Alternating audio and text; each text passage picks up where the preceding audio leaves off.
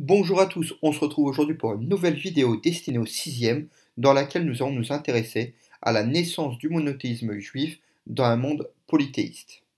Dans un premier temps, petit rappel, lors des chapitres précédents en histoire, on a croisé plusieurs sociétés égyptiennes, grecques, romaines, et dans tous les cas, ces sociétés étaient polythéistes. Petit rappel, polythéiste, une personne qui croit en plusieurs dieux, monothéiste, une personne qui croit en un seul dieu.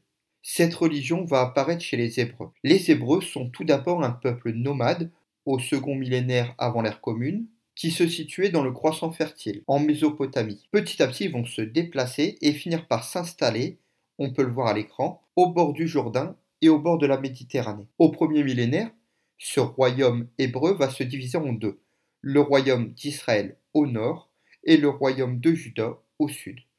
Ils sont entourés par des puissants États polythéistes. C'est pour cela que le peuple hébreu est menacé et souvent attaqué.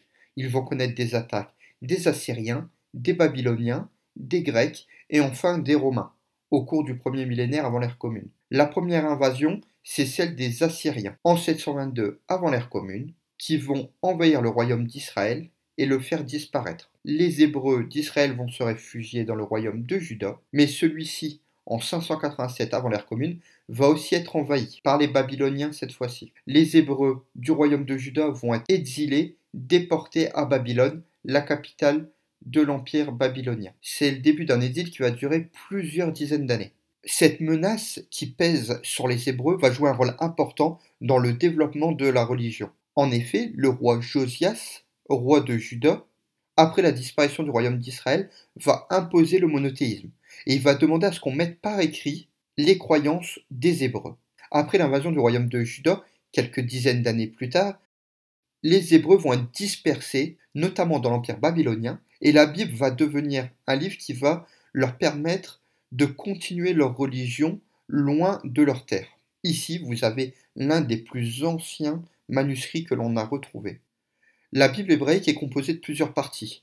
La Torah, les prophètes et les écrits de sagesse. Chacun traite de sujets différents et de périodes différentes de l'histoire des Hébreux. Cependant, il faut être prudent. La Bible hébraïque est avant tout un livre religieux. Il y a quelques incohérences historiques, ou en tout cas quelques éléments qui interrogent les historiens. Il faut confirmer les informations de la Bible hébraïque par des sources archéologiques. Prenons un exemple concret avec l'histoire de Moïse et la mer Rouge. Dans la Bible, il est expliqué que les Hébreux étaient devenus des esclaves en Égypte et que Moïse, aidé par Dieu, va les guider vers la terre promise en séparant notamment la mer Rouge en deux, la mer Rouge qui va ensuite noyer les soldats et le pharaon égyptien. Sauf que l'historien, lui, va comparer ses sources et en étudiant les textes, notamment des Égyptiens, on se rend compte qu'il n'y a aucun texte qui parle du départ de milliers d'Hébreux et pas de texte qui parle de la mort d'un pharaon et de soldats engloutis par la mer Rouge. Cependant, la Bible hébraïque nous renseigne sur les croyances des Hébreux et sur une partie de leur histoire. Quels sont les fondements de la religion des Hébreux? Les Hébreux ont un seul Dieu. Il s'agit d'une religion monothéiste, Yahvé. Les 10 commandements sont un des textes majeurs de cette religion. Ils fixent notamment les devoirs des croyants. La Bible hébraïque va fixer quelques règles de vie pour les croyants. Le Shabbat, qui dans le judaïsme est le jour réservé à la religion, il s'agit du samedi. On retrouve aussi des interdits alimentaires, comme le fait de ne pas manger de porc, ou encore le fait de devoir pratiquer la circoncision sur les hommes.